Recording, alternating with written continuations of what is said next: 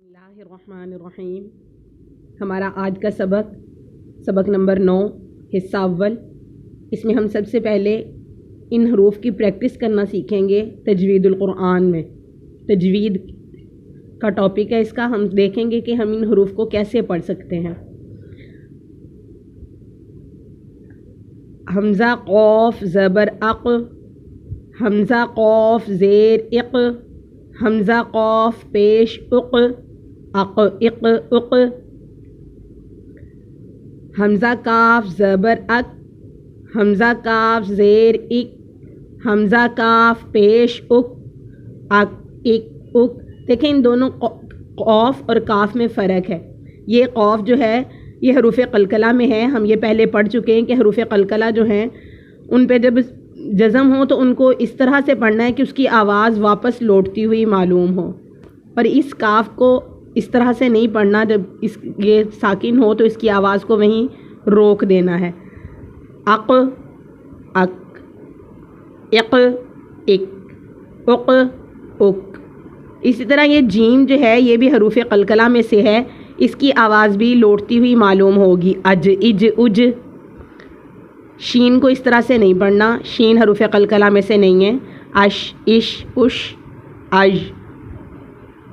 قریش کان کیف قول یخشی اغطش یشہد اخرج تجری این لیلۃ القدر۔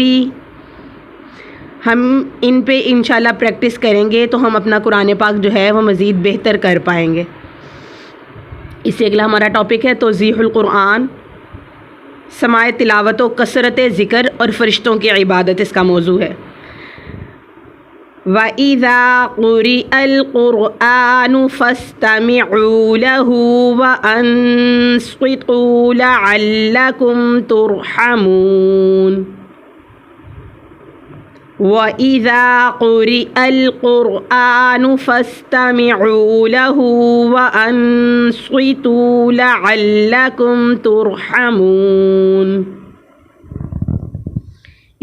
ان آیات میں اللہ تعالیٰ فرما رہے ہیں وَإِذَا، اور جب، قُرِئَ پڑھا جائے قرآن فَاسْتَمِعُوا تو سنو، لَهُ اس کو، وَأَنصِتُوا اور چپ رہو، لَعَلَّكُمْ تاکہ تم پر، ترحمون رحم کیا جائے۔ اور جب قرآن پاک پڑھا جائے تو پوری توجہ سے سنو اس کو اور چپ رہو تاکہ تم پر رحم کیا جائے۔ وَاذْكُرْ رَبَّكَ فِي نَفْسِكَ تَضَرُّعًا وَخِيفَةً، وَاذْكُرْ رَبَّكَ فِي نَفْسِكَ تَضَرُّعًا وَخِيفَةً وَدُونَ الْجَهْرِ مِنَ الْقَوْلِ۔ وَاذْكُرْ اور یاد کرو، رَبَّكَ اپنے رب، فی میں، نفسی کا اپنا دل، تضرعا عاجزی سے، وخیفہ اور ڈرتے رہو، ودونا اور بغیر، جہری بلند، من سے قول آواز، اور اپنے رب کو یاد کرو اپنے دل میں عاجزی سے اور ڈرتے رہو بلند آواز کے بغیر۔ بالغدو والآصال ولا تکن من الغافلین، ان الذین عند ربک لا یستکبرون عن عبادته وَيُسَبِّحُونَهُ وَلَهُ يَسْجُدُونَ۔ ان آیات کا ترجمہ ہے بالغدوی صبح، والآصال اور شام، ولا تکم اور نہ ہو، من سے، غافلین بے خبر، انا بے شک، الذین جو لوگ، عندہ نزدیک، ربک تیرا رب، لا یستکبرون تکبر نہیں کرتے، عن سے، عبادتہ اس کی عبادت، ویسبحونہ اور اس کی تسبیح کرتے ہیں، وَلَهُ اور اسی کو، یسجدون سجدہ کرتے ہیں۔ ملا کے ترجمہ بنا، اور جب قرآن پاک پڑھا جائے تو پوری توجہ سے سنو اس کو اور چپ رہو تاکہ تم پر رحم کیا جائے، اور اپنے رب کو یاد کرو اپنے دل میں عاجزی سے اور ڈرتے ہوئے اور بلند آواز کے بغیر، صبح و شام اور بے خبروں سے نہ رہو۔ بے شک جو لوگ تیرے رب کے نزدیک ہیں وہ اس کی عبادت سے تکبر نہیں کرتے اور اس کی تسبیح کرتے ہیں اور اسی کو سجدہ کرتے ہیں۔ پہلی آیت نے بتا دیا کہ جب قرآن کریم کی تلاوت ہو رہی ہو تو اسے سننے کا اہتمام کرنا چاہیے۔ البتہ تلاوت کرنے والے کے لیے بھی ضروری ہے کہ وہ ایسے مقامات پر بلند آواز سے تلاوت نہ کرے جہاں لوگ اپنے کاموں میں مشغول ہوں۔ ایسی صورت میں اگر کوئی تلاوت کی طرف دھیان نہیں دیں گے تو اس کا گناہ تلاوت کرنے والے کو ہوگا۔ دوسری آیت میں اشارہ ہے کہ انسانوں کو اللہ تعالیٰ کا ذکر کرنے کا جو حکم دیا جا رہا ہے اس میں معاذ اللہ تعالیٰ کا کوئی اپنا فائدہ نہیں ہے، کیونکہ اول تو اللہ تعالیٰ کسی مخلوق کی عبادت یا ذکر سے بے نیاز ہے، دوسرے اس کی ایک بڑی مخلوق یعنی فرشتے ہر وقت اس کے ذکر میں مشغول ہیں۔ انسانوں کو جو ذکر کا حکم دیا گیا ہے اس میں خود انسانوں کو اپنا فائدہ ہے، اور جب یہ ذکر دل میں سما جائے تو انہیں شیطان کے تصرفات سے محفوظ رکھنے کے لیے نہایت مفید ہے۔ اس کے ذریعے وہ گناہوں اور جرائم و مظالم سے اپنے آپ کو بچا سکتے ہیں۔ یہ قرآن کریم کی پہلی آیت سجدہ ہے۔ اس طرح کی 13 آیات اور ہیں جن کے پڑھنے پر ایک سجدہ کرنا واجب ہو جاتا ہے۔ اسے سجدہ تلاوت کہتے ہیں۔ آیت سجدہ تلاوت کرنے سے اور سننے سے سجدہ تلاوت واجب ہو جاتا ہے۔ نماز با جماعت میں آہستہ قرات میں بھی امام آیت سجدہ پڑھے تو اس پر سجدہ تلاوت واجب ہوگا، اور اس کے ساتھ اس کے مقتدیوں پر بھی واجب ہوگا۔ نیز نماز میں واجب ہونے والے سجدہ تلاوت کو اسی نماز کے اندر ہی ادا کیا جا سکتا ہے، نماز سے باہر نہیں۔ رہ جائے تو خوب توبہ اور استغفار کرنا چاہیے۔ نماز سے باہر ویسے تلاوت کے دوران آیت سجدہ پڑھی تو فوراً سجدہ کر لینا بہتر ہے، اور تاخیر کرنا مکروہ یعنی ناپسندیدہ ہے۔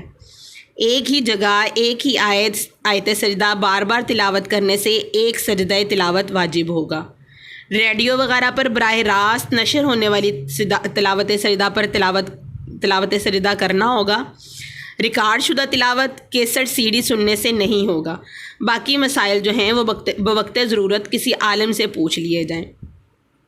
یہ آگے نقشہ آیات سجدہ تلاوت دیا گیا ہے کہ جو 14 سجدے ہیں وہ کون کون سے سپارے میں ہیں۔ پہلا سجدہ پارہ نمبر 9 سورہ اعراف رکوع نمبر 24۔ دوسرا سجدہ پارہ نمبر 13 سورہ رعد رکوع نمبر 2۔ تیسرا سجدہ تلاوت پارہ نمبر 14 سورۃ النحل رکوع نمبر 6۔ چوتھا سجدہ جو ہے پارہ نمبر 15 سورہ بنی اسرائیل رکوع نمبر 12۔ پانچواں سجدہ تلاوت پارہ نمبر 16 سورہ مریم رکوع نمبر 4۔ چھٹا سجدہ تلاوت پارہ نمبر 17 میں ہے سورہ حج رکوع نمبر 2۔ پھر ہیں 19ویں سپارے میں سورہ فرقان میں رکوع نمبر 5۔ 19ویں ہی سپارے میں دوسرا سجدہ ہے سورہ نمل میں رکوع نمبر 2۔ 21ویں سپارے میں سورہ سجدہ ہے رکوع نمبر 2۔ 23ویں سپارے میں سورہ صاد ہے رکوع نمبر 2۔ 24ویں سپارے میں سورہ حامیم سجدہ ہے رکوع نمبر 5۔ 27واں سپارہ سورہ نجم رکوع نمبر 3 میں، اور 30ویں سپارے میں سورہ انشقاق پہلے رکوع میں، 30ویں سپارے میں ہی سورہ علق پہلے رکوع میں۔ یہ 14 سجدے ہیں۔ جب ہم ان آیات سجدہ کی تلاوت کریں تو ہم پہ سجدہ واجب ہو جاتا ہے، اور کہا جاتا ہے کہ جب یہ سجدہ تلاوت والا سجدہ کوئی انسان کرتا ہے تو شیطان اپنے اوپر مٹی ڈالتا ہے کہ ہو میں تو رسوا ہو گیا۔ حدیث مبارکہ ہے جن و انس اور ملائکہ کا تخلیقی مادہ، یعنی جن، انسان اور فرشتے کس چیز سے بنائے گئے ہیں۔ وعن عائشہ رضی اللہ تعالی عنہا عن رسول اللہ صلی اللہ علیہ وسلم قال خلقت الملائکۃ من نور وخلق الجان من مارج من نار وخلق آدم مما وصف لکم۔ رسول صلی اللہ علیہ وسلم نے ارشاد فرمایا کہ فرشتے نور سے پیدا کیے گئے اور جنات آگ کی لپٹ سے پیدا کیے گئے، اور انسان اس چیز سے پیدا کیا گیا جو تمہارے لیے بیان کر دی گئی ہے، یعنی مٹی۔ اگلی ہمارا حدیث برائے حفظ ہے، ہمارا سبق نمبر 9 ہے انشاءاللہ، اور ہم اس 9ویں حدیث کو یاد کریں گے زبانی، اور 40 احادیث یاد کرنے کی ہم فضیلت حاصل کریں گے انشاءاللہ۔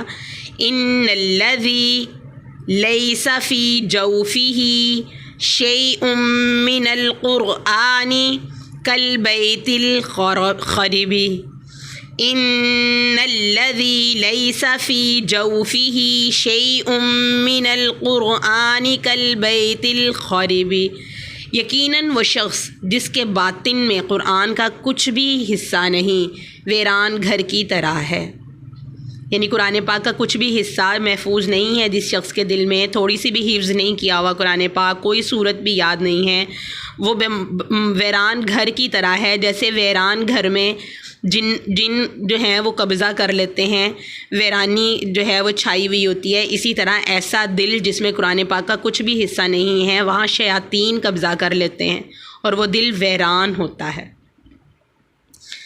اس کے بعد ہمارے اسلامی عقائد و نظریات ہیں ملائکہ کے بارے میں، جو انشاءاللہ ہم اگلے سبق میں پڑھیں گے۔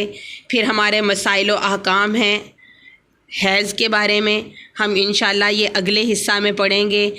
ہم نے اب تک جو کچھ پڑھا اللہ تعالی ہمیں اس پہ عمل کرنے کی توفیق عطا فرمائے۔ وآخر الدعوانا ان الحمد للہ رب العالمین۔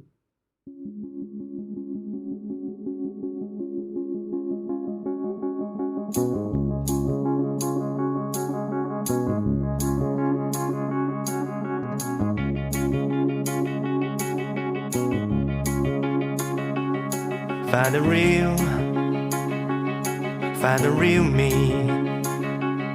So let's go